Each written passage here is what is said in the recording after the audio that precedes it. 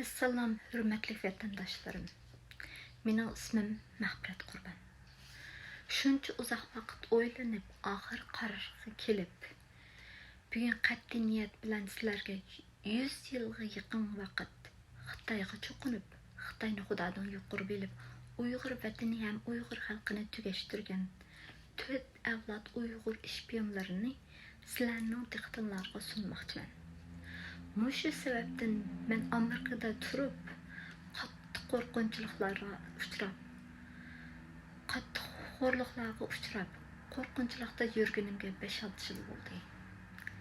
Endi Xitoyga ishlagan 4 avlod Uyg'ur ishpiyonlarining tizimligi tuvandigicha. Birinchi, Mehmet Hoji, Uyg'ur.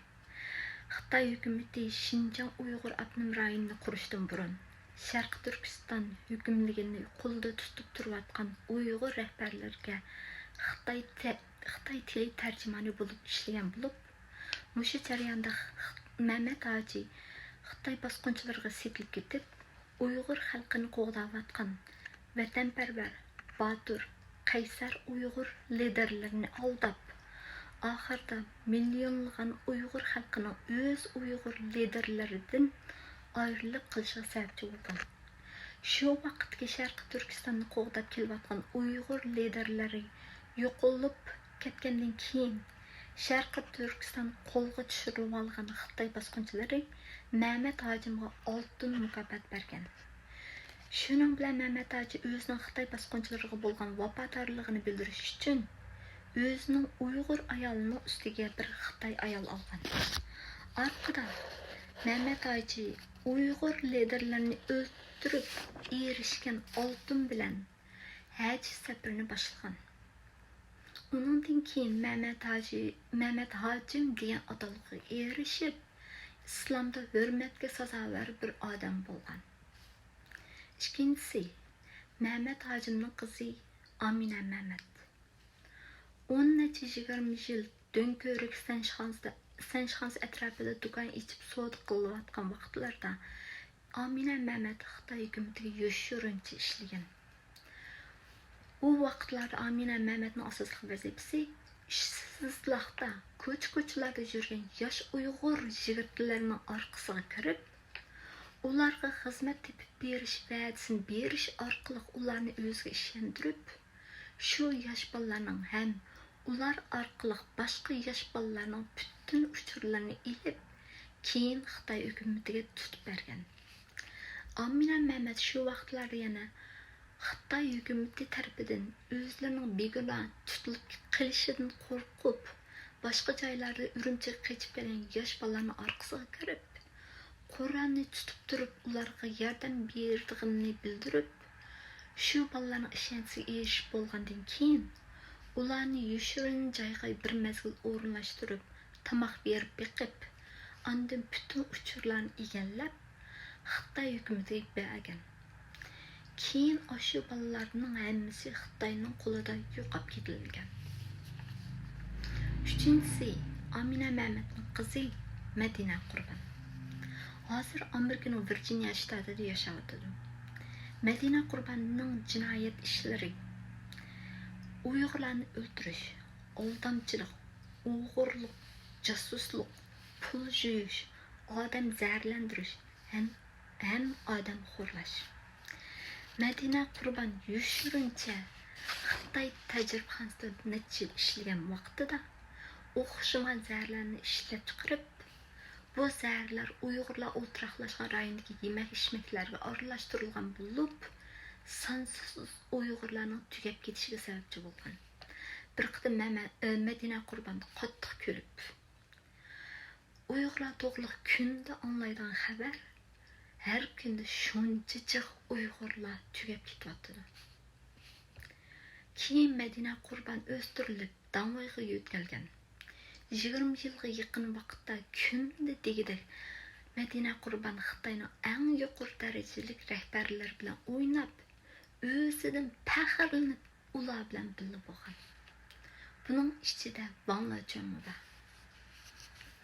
To'rtinchisi, Madina Qurbanning qizi Yelena Erkin. Hozir Amerikaning Virginia shtatida yashayotdi. Yelena Erkin'in cinayet ötküzgen işleri, adam öldürüş, aldamçılık, oğurluk, casusluk, pul juyuş, adam xorlaş hem kompüter hackerligi. Yelena Erkin Amerikaga Medine qurbandan kelgandan keyin Xitoy hukumatining Amerikada turishliq birinchi darajali ishpiyoni bo'lgan. Amerikaga kelishdan burun Yelena Qozog'istonga borgan bo'lib, shu yerda turayotgan xalqlarning butun uchurlarini o'g'irlab Xitoy hukumatiga bergan. Medine Qurban bilan Yelena Erkin Amerikaga kelgandan beri Amerikalik siyosatshunos, qonunshunos, o'quvchilar ham doktorxonada ishlaydiganlarni nishonlab Xitoy hukumatining Amerikaga yoshirincha hujum qilish vazifasini o'tagan. Bu ana bola ikkisi Amerikaga kelgandan beri o'zlarining boshqalarga bildirmagan noiti hashamatli boy turmushdan bahrlanib kelgan. Medine Qurban bilan Yelena Erkin Xitoy hukumati uchun amerikaliklarning butun uchurlarini, hatto ularning DNA'sini o'g'irlagan. Medine Qurban bilan Yelena Erkin Uyg'ur irqiy qirg'inchilikqa mas'ul asosli qotillar. Ular necha yoqi Xitoy hukumati bilan yoshirincha shunchalik yaqin ishlab, necha milliongan Uyg'urlarning lagerlarga solinishiga sababchi bo'lgan. Bu ikkisining Amerikaga yana bir xizmati bo'lsa, Amerikalik orasida qo'rqinchli ham vahima qo'zg'atib, Amerikaliklarning Uyg'urlarga yordam berishini to'sish. Medine bilan Yelenaning qo'llari sanab tugatkusiz. Kichik bolalardan qiyirlargacha bo'lgan nur Uyg'urlarning qini bo'yalgan.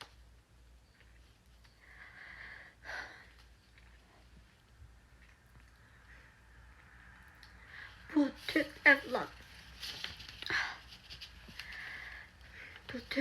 Xitoy hukumatiga ishlagan Uyg'ur jasuslarining o'rtoqligi butunlay yolg'on gap qilish bilan boshqalarning ishonchiga erishish ham o'zlarini ziyonkashlikka uchirg'uchi deb dunyoga tunishtirib uchur o'g'irlash, o'zining jinoyat ishlarini yoshirish uchun hatto o'zining oilalarini o'ldirish.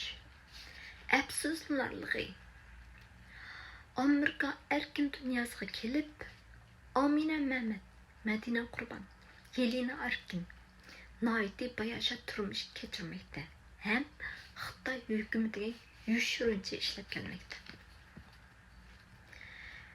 Mehmet hojimning sababidan millionlab Uyg'urlar o'z vatanini ham o'z xalqini botirlarcha qo'g'dab kelayotgan Uyg'ur liderlaridan ayrilgan. Amina Mehmetning sababidan Uyg'urlarimiz o'zlarining g'ururli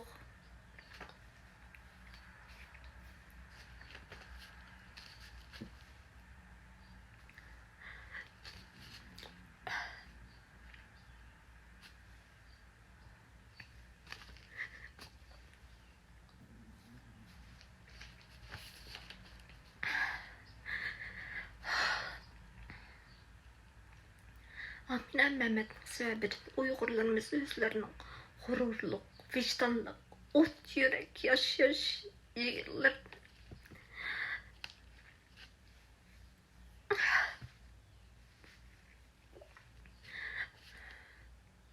Yaşaş yiğitlerden ayrılık kalgan.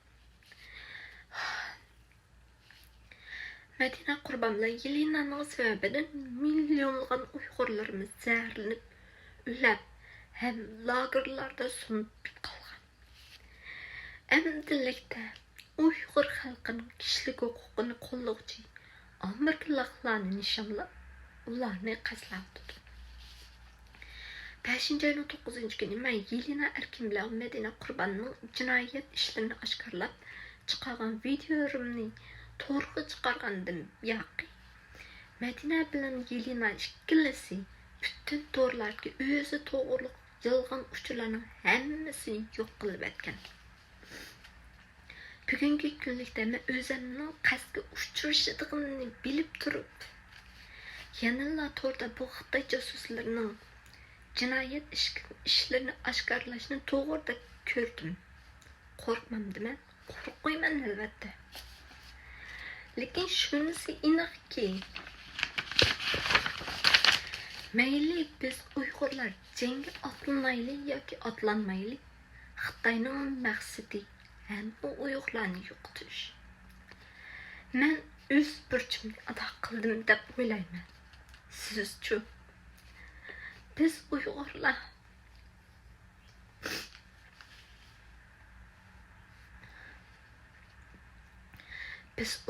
vatanni ham xalqimizni yo'qotib qo'ydik. Amdilikda Uyg'urlarga yordam qilayotgan o'zimizning ikkinchi davlatini yo'qotib qo'yishga qarab turishimiz kerakmi?